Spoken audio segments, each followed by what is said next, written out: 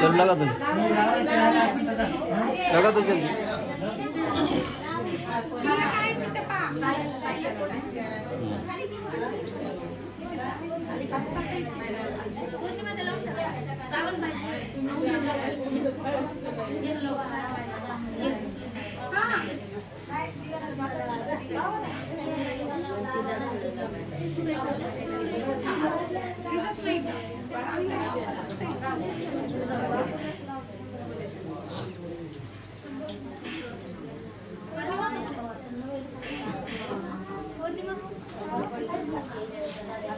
बस बाकी इनको लगा दीजिए बस हो गया।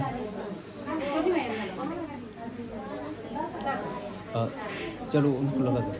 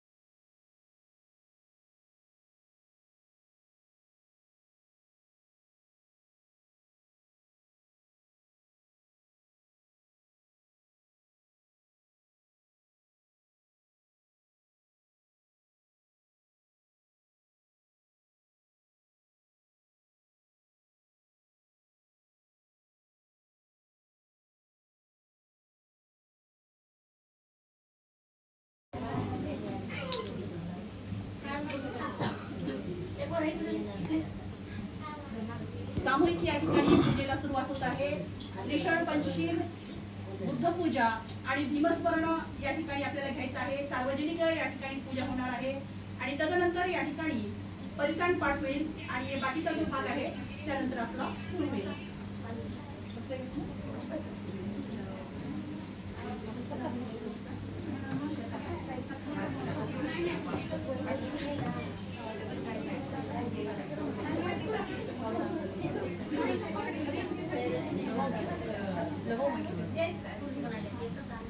सबका आवाज आएगा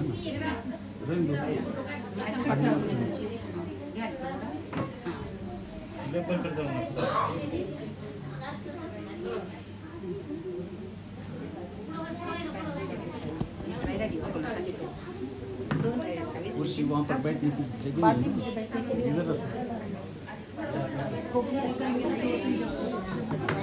पूजा तुम्ही नीचे बैठते और कुर्सी को थोड़ा पीछे पूजा असल्यामुळे खालीच बसले मी नंतर बसेल उचलायची का अरे आई साहब सर्वांनी आपले दोन्ही हात जोडायचे आहेत, आपले डोळे बंद करायचे आहेत आणि आपल्या या ठिकाणी आपल्या आदर्शांना आपल्याला त्रिवार अभिवादन करायचं आहे. बोलो बुद्ध भगवान की जय. बोधिसत्व डॉक्टर बाबासाहेब आंबेडकरांचा विजय असो. अरहं सम्मा संबुद्धो भगवान बुद्धं भगवन्तं अभिवादेमि. बुद्धं नमामि. स्वागतो भगवता धम्मो धम्मं नमस्वामि. धम्मं नमामि. सुपटिपन्नो भगवतो सावक संघो संघं नमामि. अहं वन्दामि सर्वदा. नमो तस्स भगवतो अरहतो सम्मा सम्बुद्धस्स. नमो तस्स भगवतो अरहतो सम्मा सम्बुद्धस्स. नमो तस्स भगवतो अरहतो सम्मा सम्बुद्धस्स. बुद्धं शरणं गच्छामि. धम्मं शरणं गच्छामि. संघं शरणं गच्छामि. द्वितीयम्पि बुद्धं शरणं गच्छामि. द्वितीयम्पि धम्मं शरणं गच्छामि.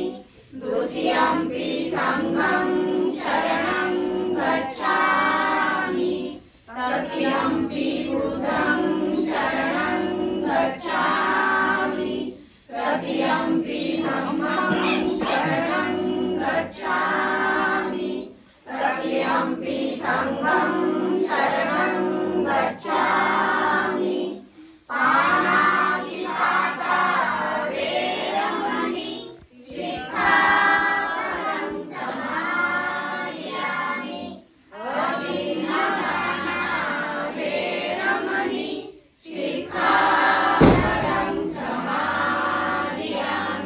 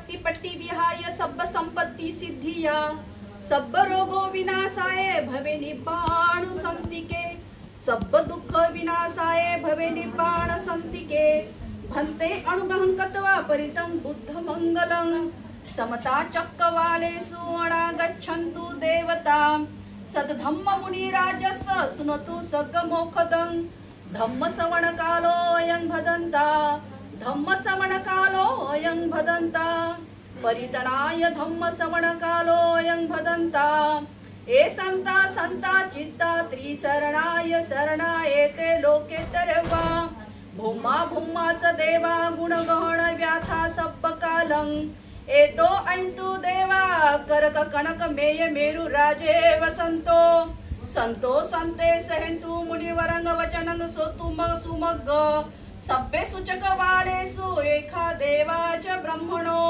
यहं अम्मे हि कत्य पुण्यं सब संपत्ति साधकं सब्बे तु अनुमोदित्वा समागरता शासनरता पमादरहिता होतु अरखसु विशेषतु शासन पिच्च लोकस वृद्धि भवतु सबदा शासन पिच्च लोकच देवा रखन्तु सबदा सदी सुखी होन्तु सब्बे परिवार हि अंतणो अणिगा सुमणा होन्तु स सब्बे हि तात्वी राजतो वा चोरतो वा मनुष्यतो वा अमनुष्यतो वा अज्ञियतो वा उदकतो वा पिचासतो वा खडकुटतो वा कनकटतो वा नखततो वा जनपद रोगतो वा अस धम्मतो वा अस पुरुषतो वा चंड हत्ती अस मिगगोण कुकर हि विच्छिक मणि सप्पती पछतरच सुकर मही अखरख सदीहि नाना भयतो वा नाना भयतो वा नाना रोगतो वा नाना उपदवतो वा सब्बे अरंख गहन्तु सा सा सा बाकीची ज्या सरनावती वगैरे नंतर घेऊन आहोत. बुद्धं नमामि धम्मं नमामि संघं नमामि अहं वन्दामि सर्वदा. बुद्ध आद्य क्रांतिकारक तथागत भगवान गौतम बुद्ध, परमपूज्य बोधिसत्व डॉक्टर बाबासाहेब आंबेडकर, माता रमाई, माता भीमाई, माता जिजाऊ, माता सावित्री यांच्या विचारांना आणि यांच्या त्यागांना या ठिकाणी मी त्रिवार अभिवादन करते. आज या पाली भाषेमध्ये जे आपण या ठिकाणी म्हटलेलं आहे, सुखो बुद्धानुस्पदो सुखो सदधम्म देशना सुखो संघस्सी सामग्री समगान तपो सुखो. अर्थातच सुखद आहे बुद्धांचा जन्म, सुखकर आहे सदधम्माची देशना, सुखकर आहे एकत्रित जो आपण या ठिकाणी संघ केलेला आहे तो, आणि सुखकर आहे एकंदरीतच हा सर्व प्रवास.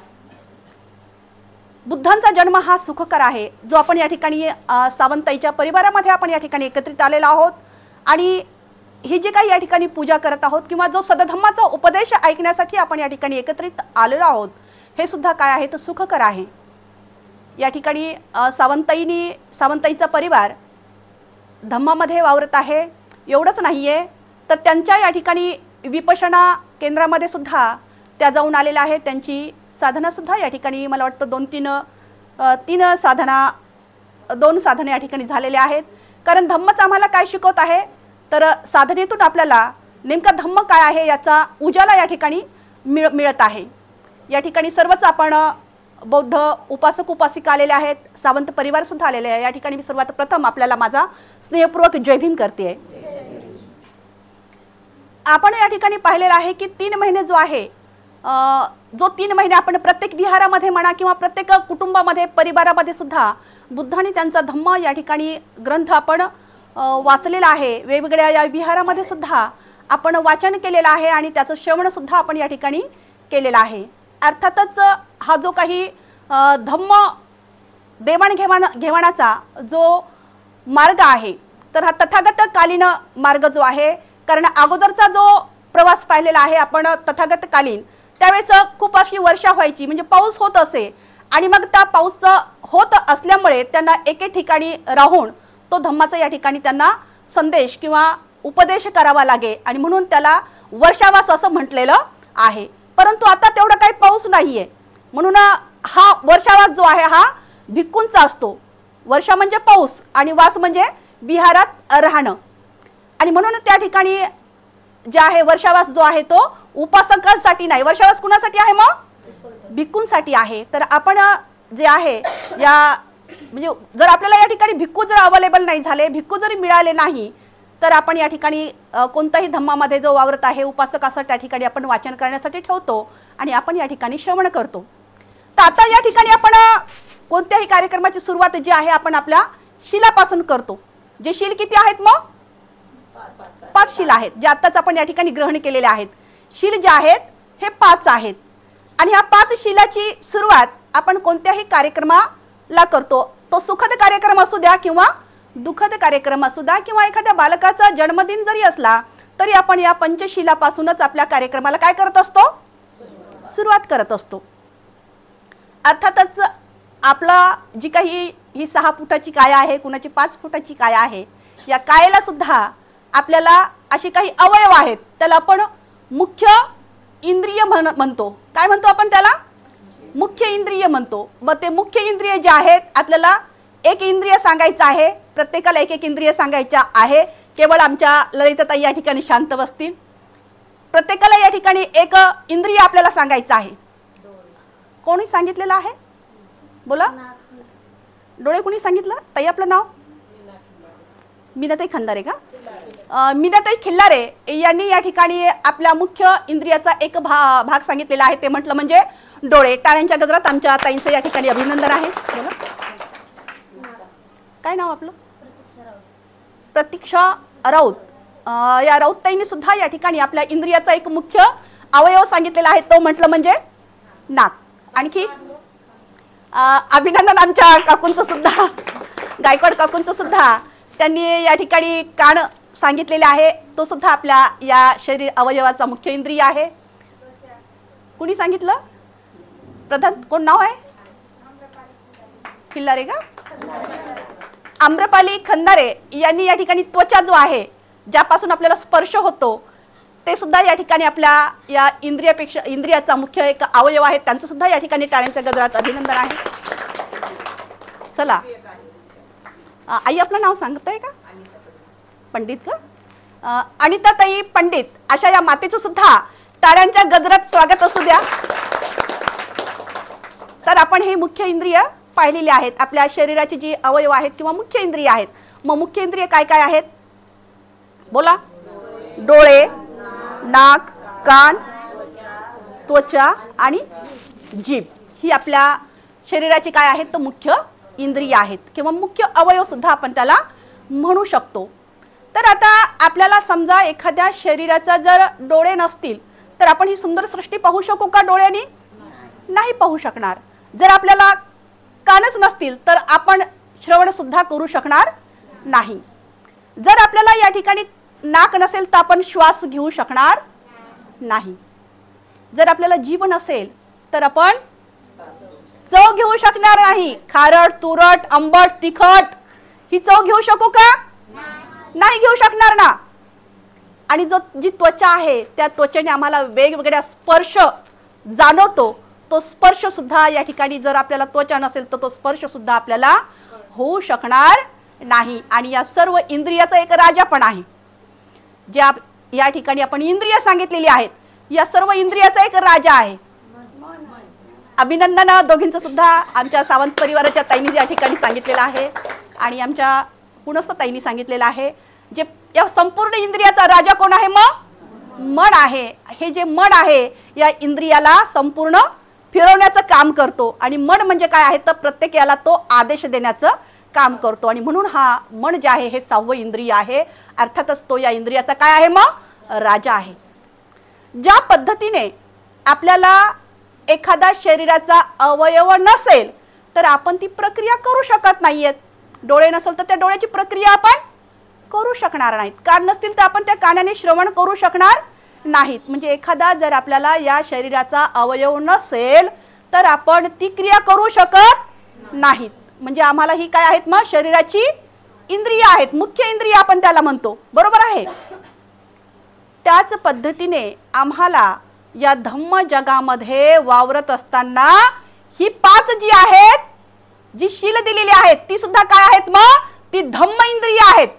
काय आहेत ती धम्म इंद्रिय आहेत. ज्या पद्धतीने आम्हाला या जीवनामध्ये वावरत असताना हे अवयव आवश्यक आहेत, तशाच पद्धतीने या धम्म जगामध्ये वावरत असताना ही धम्म इंद्रिय सुद्धा आपल्याला तितकीच महत्त्वाची आहेत. जर एखाद्या धम्म इंद्रियाचं जर आपण आचरण करू शकत नसेल तर आपल्याला या ठिकाणी त्या मार्गापर्यंत आपण पोहोचू शकणार नाहीत. आणि म्हणून धम्म जो आहे हा काय आहे तर आचरणाचा भाग आहे. धम्म काय आहे आचरणाचा भाग आहे. आणि म्हणून भगवंत या ठिकाणी बुद्ध आणि धम्म या ग्रंथामध्ये सांगतात की माझ्या पश्चात आनंद असं म्हणू नकोस की कुणी गुरु नाही, गुरु लोप पावला असा आनंद म्हणू नको. जो माझ्या धम्माचं अनुकरण करेल तो मला पाहिल असं या ठिकाणी म्हटलेलं आहे. आणि म्हणून धम्म कशासाठी आहे तर धम्म अनुसरण्यासाठी आहे. या ठिकाणी आपण दीप प्रज्वलित केलेले आहेत. या ठिकाणी आपण आपल्या पूजेसाठी आम्हाला अवडंबर सांगितलेलं नाही.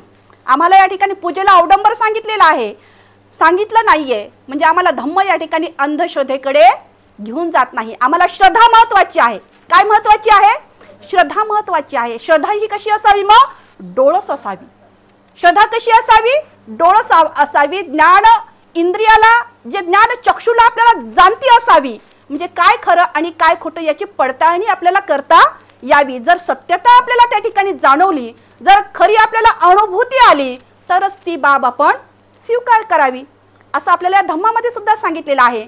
कुणी म्हटलं म्हणून त्याचं अनुसरण करू नका, किंवा एखाद्या ग्रंथामध्ये सांगितलेलं आहे, एखाद्या पुस्तकामध्ये सांगितलेलं आहे म्हणून त्याचं अनुसरण करू नका, किंवा वंश परंपरेने एखादी चालीरीतीने एखादी बाब आलेली आहे पुढे त्याचं सुद्धा तुम्ही अनुसरण करू नका. तर काय सांगितलेलं आहे छानो जानो बाद में मानो. अगोदर काय सांगितलेलं आहे छानो नंतर जाना आणि नंतर ते मान्य करा. आपल्या गृहिणी आहोत आपण, तुम्ही आम्ही. आपल्या प्रत्येकाच्या घरामध्ये एक छन्नी असते, चाळणी असते ना, त्याने आपण रवा चालतो, आटा चालतो. बाकीचा जो कोंडा आहे किंवा कचरा आहे आपण घेतो का नाही ना, फेकून देतो. तो कचरा आहे म्हणून आपण बाजूला सारतो. आणि म्हणून धम्मामध्ये सुद्धा आम्हाला असंच करायचं आहे, छानायचं आहे छन्नीनं, नंतर त्याला जाणायचं आहे आणि नंतरच ते मान्य करायचं आहे. असा हा भगवंताचा धम्म आहे. तो धम्म जो आहे त्याची अनुभूती येण्यासाठी आपल्याला या ठिकाणी साधना खूप महत्त्वाची आहे. मग साधनेमध्ये जे आपण ग्रंथामध्ये ऐकलं असेल, ज्यावेळेस भगवंत या ठिकाणी प्रवचन करत होते त्यावेळेस जे भिक्खुगण आहेत किंवा महान या ठिकाणी रत्न वेगवेगळे होऊन गेलेले आहेत ना, या धम्मामध्ये सुद्धा महान अशी स्त्रीरत्न होऊन गेलेली आहेत. जशी आम्रपाली झालेली आहे, जशी सुजाता झालेली आहे, वेगवेगळ्या ठिकाणी किसा गौतमी झालेली आहे. जी दुःखितारी होती त्यांचं दुःख सुद्धा या ठिकाणी भगवंतांनी दूर केलेलं आहे आणि तिला ज्ञानाचे चक्षु जे आहेत हे प्रज्वलित झालेले आहेत. म्हणजे श्रवण करता करता करता या धम्माच्या या बुद्धाच्या तत्वज्ञानामध्ये त्यावेळेस लोक श्रवण करता करता काय व्हायची श्रोतापन्न व्हायची. श्रवण करता करता श्रोतापन्न व्हायची, सक्रादागामी व्हायची आणि तदनंतर अरहंत व्हायची. म्हणजे नेमकं श्रोतापन्न म्हटलं म्हणजे काय आहे हे सुद्धा आपल्याला माहीत असणं आवश्यक आहे. कारण या ग्रंथामध्ये ते शब्द गेलेले आहेत ना, श्रोतापन्न गेलेला आहे ना, आपण ऐकलेले आहेत ना 3 महिने आपल्या विहारामध्ये सुद्धा झालेला आहे, बरोबर आहे ना. तर श्रोतापन्न जे आहे ही श्रोतापन्न बाब जी आहे, तर श्रोतापन्न म्हटलं म्हणजे काय, श्रोतापन्न बाब जाणण्यासाठी आपल्याला या ठिकाणी जी साधना आहे मेडिटेशन त्याला आपण म्हणतो, तर त्याच्यामध्ये आपल्याला पारंगत असणं खूप आवश्यक आहे, तरच आपण त्या बाबी जाणू शकू. तर श्रोतापन्न म्हटलं म्हणजे काय आहे तर एखादी बाब जर बघा आपण आताच ही मुख्य इंद्रिय घेतलेली आहेत.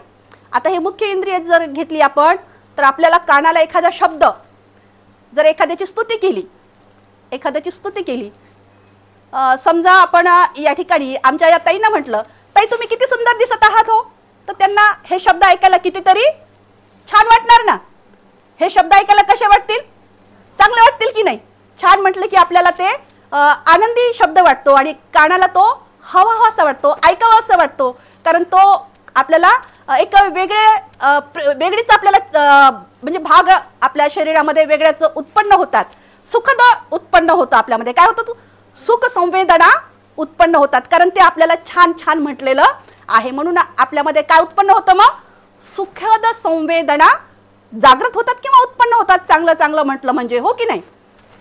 जर एखादी बाब, जसं समजा एखादा पदार्थ आहे, आपल्याला जिभेला जीभ जे आहे आपल्याला चव मागते, मुख्य इंद्रिय जीभ सांगितलेली आहे, ती जीभ जी आहे आपल्याला चव मागते, खारट तुरट गोड सगळं जीभ जाणते. एखादा पदार्थ जर आपल्याला खूप आवडला किंवा खूप खावासा वाटला, जर एखादा गुलाबजामुनच असेल, आपल्या पात्रामध्ये एक गुलाबजामुन आला, तर ती जीभ आणखी आपल्याला खावंसं वाटतं किंवा आणखी यावंसं वाटतं. मग 1 2 3 त्यांनी सुद्धा आपल्याला पुन्हा हवा हवा हवा असं वाटतं किंवा आणखी खावंसं वाटतं. म्हणजे जीभ ती आणखी आणखी तो पदार्थ मागते, कारण ती जीभ जी आहे तो पदार्थ खाण्यासाठी लालायित होते.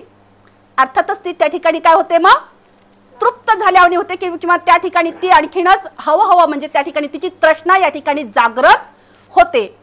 तशाच पद्धतीची हे शब्द जे आहेत आपल्याला कानाला जी चांगली शब्द आहेत ती सुद्धा आपल्याला कशी वाटतात? ऐकावाविषयी वाटतात. नाकाने आपण सुगंध घेतो, एखादा मोगऱ्याचा सुगंध जो आहे तो आपल्याला कसा वाटतो दीदी? कदम दीदी, छान वाटतो ना, घ्यावासा वाटतो, पुन्हा पुन्हा पुन्हा पुन्हा तो सुगंध आपल्याला हवा हवासा वाटतो.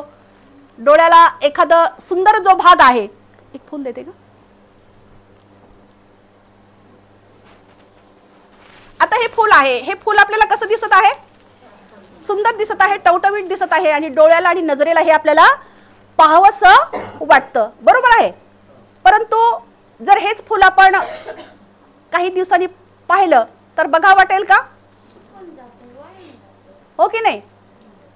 पाहावं वाटेल का आणखी 2-3 दिवसांनी?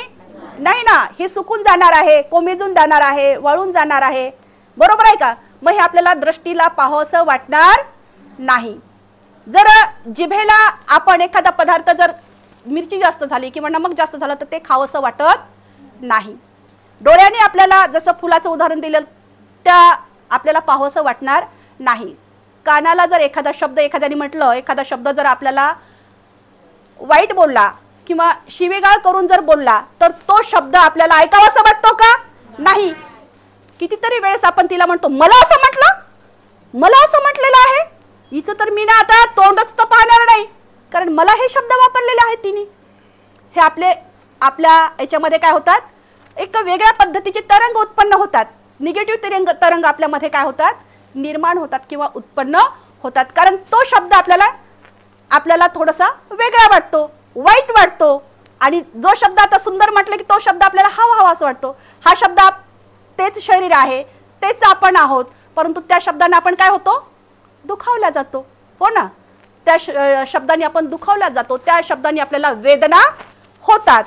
आणि म्हणून ज्या वेदना आपल्याला या ठिकाणी होतात, सुखद वेदना आणि दुःखद वेदना, सुखद वेदना आणि दुःखद वेदना होतात. चांगलं म्हटलं की आम्हाला कशा वेदना होतात? सुखद वेदना होतात. आणि वाईट जर कोणी म्हटलं तर त्याच्या वेदना कशा होतात? दुःखद वेदना होतात, कारण त्या आपल्याला चांगल्या वाटत नाहीत. आणि मग त्या व्यक्तीला आपण सतत त्या व्यक्तीचा आपण तिरस्कार करतो किंवा ती जर व्यक्ती आपल्याला समोर जरी आलं तरी तो शब्द आपल्याला पुन्हा पुन्हा तो आठवतो आणि मग त्यामध्ये आपल्याला दुजाभाव निर्माण होतो किंवा दुरात्व निर्माण होतो किंवा आपल्या चित्तामधले भाव सुद्धा बदलल्या जातात. आणि म्हणून आम्हाला धम्मामध्ये हेच तर सांगितलेलं आहे की सुखद गोष्टींना आपण मोहून जायचं नाही, सुखद गोष्टींना आपण आनंदी व्हायचं नाही आणि दुःखद गोष्टीनं आपण त्याच्यामध्ये लिप्त राहायचं नाही किंवा त्या गोष्टीला आपण चिपकून राहायचं नाही. मला असं झालं, मला असं म्हटलं, मला हे म्हटलेलं आहे. आपण या ठिकाणी एक उदाहरण घेऊया. एखादा जर रोगी असेल, घरामध्ये एखादा आजारी जर असेल, एखादा रोगी जर असेल तर त्या रोग्याची आपण सेवा किती छान करतो ना ताई? करतो की नाही? एखादा आजारी जर आपल्याकडे व्यक्ती असेल, हो की नाही, त्या व्यक्तीला आपण आजारी व्यक्तीला पाहतो, त्याची सेवा सुद्धा करतो. अर्थातच त्यांनी जर एखाद्या वेळेस बिस्तरमध्ये घाण केली तर ती सुद्धा आपण काढून टाकतो ना. त्याला का रागवतो का आपण? का रे इथं तू घाण केलीस का? देतो काय? देणार नाहीत ना, कारण आपल्याला माहित असतं की हा आजारी आहे. आपण मान्य करतो ना ते, नाही हा आजारी आहे आणि म्हणून त्याला काही कळत नाही. एखादा पदार्थ जर आपण त्याला वेगवेगळे पदार्थ आपण त्याला करून खाऊ घालतो कारण तो आजारी आहे म्हणून, आणि मग तो जर खाता खाता एखाद्या वेळेस चिडचिड सुद्धा करतो, खाताना काय करतो तो जो आजारी व्यक्ती आहे तो चिडचिड करतो किंवा एखादा शब्द सुद्धा आपल्याला तो वेगळा म्हणतो किंवा ताट सुद्धा फेकून देण्याची त्याच्यामध्ये क्षमता असते, आणि मग आपण त्याच्यावर रागावतो का? रागावतो का? बोला ना. असं बोलल्यावर थोडंसं मलाही वाटतं की काहीतरी ऐकत आहात. आपण रागवतो का? मग नाही ना रागवत. काय म्हणतो आपण? आओ तो की नाही आजारी आहे ना, ती ताई आहे ना, माझी आई आहे ना, आजारी आहे ना, फलानी जी काही आपल्या घरामध्ये असेल कुटुंबामध्ये असेल ती आजारी आहे ना, आणि म्हणून असं करते असं आपण त्या ठिकाणी म्हणतो. परंतु त्याने जे काही हावभाव केलेले आहेत ते आपण मनावर घेतो का? नाही घेत. आणि तशाच पद्धतीने आपण या ठिकाणी जो कोणी व्यक्ती जो काही दुव्यवहार करत असेल, जो कोणी व्यक्ती या ठिकाणी दुव्यवहार करत असेल किंवा एखादा शब्द उच्चारत असेल तर त्या ठिकाणी आपण जे आहे काय म्हणायचं? तो आजारी आहे. काय म्हणायचं आहे त्या शब्दाला? तो आजारी आहे. आणि म्हणून आपण काय आहोत? मग आपण तंदुरुस्त आहोत. आपण या धम्माच्या मार्गाने वाटचाल करत आहोत, आणि म्हणून आपण गायकवाड कसे आहोत? तंदुरुस्त आहोत. आणि आजारी व्यक्तीचे शब्द असे आपण कानावर घ्यायचे नाही किंवा त्याच्या शब्दाने आपण गोंधळ नका करू. जिथे जागा असेल तिथे बसा.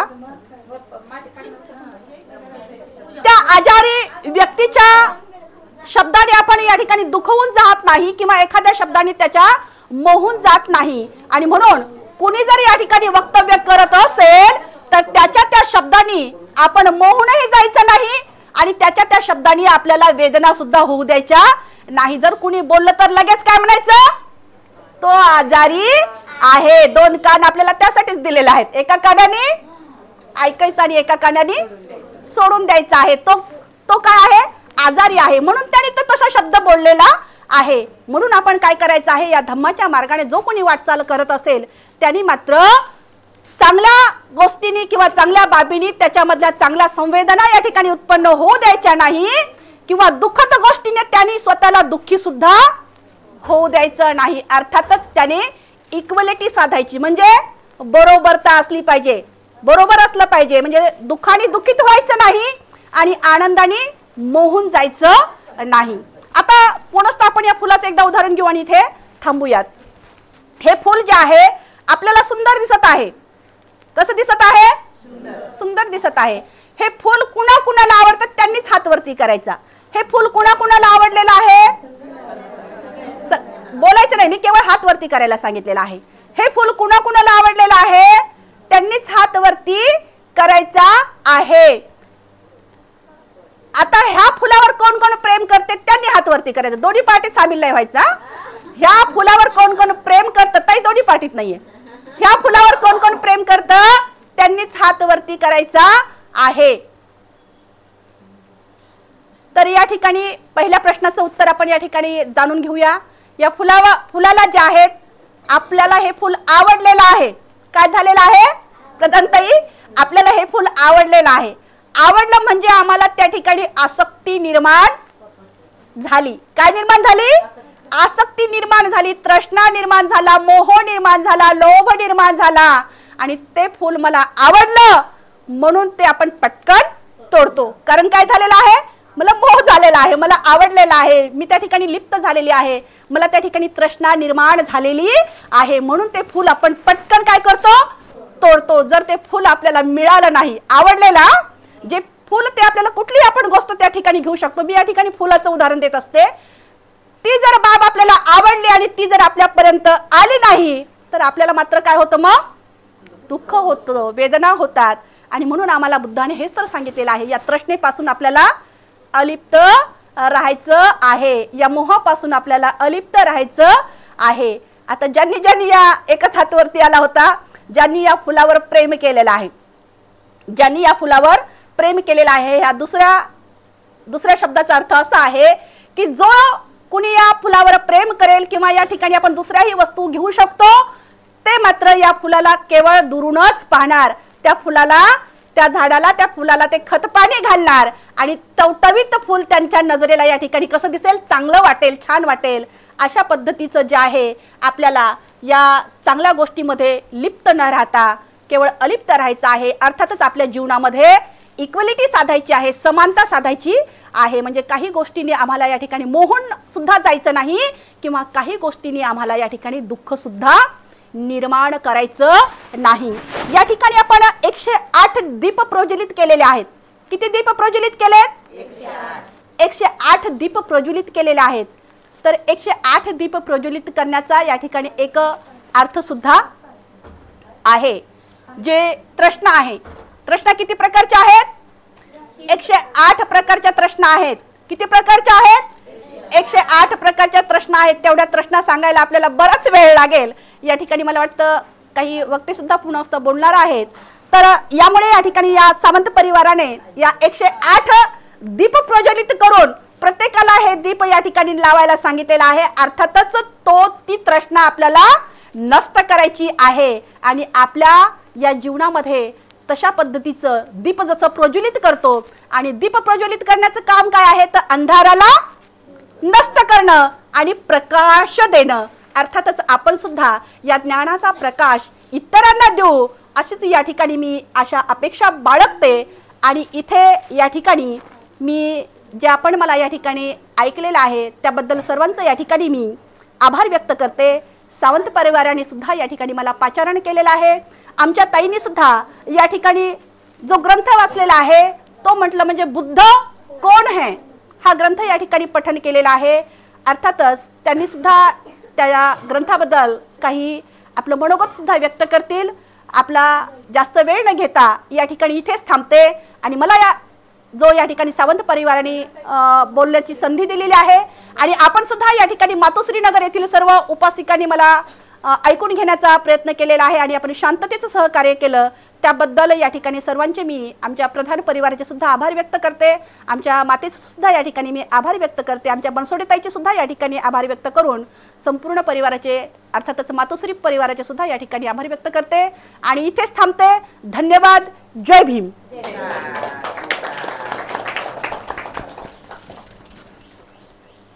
बोलतोय आपण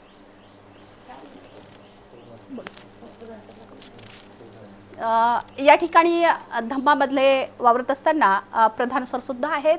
मी या ठिकाणी आमच्या प्रधान बंधूंना अशी विनंती करते की आपण सुद्धा या ठिकाणी आपले मनोगत या ठिकाणी व्यक्त करायचे आहेत.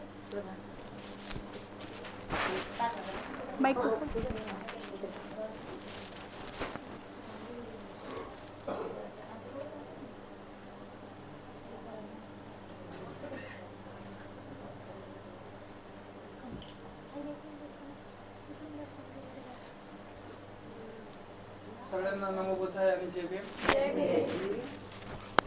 बुद्धाला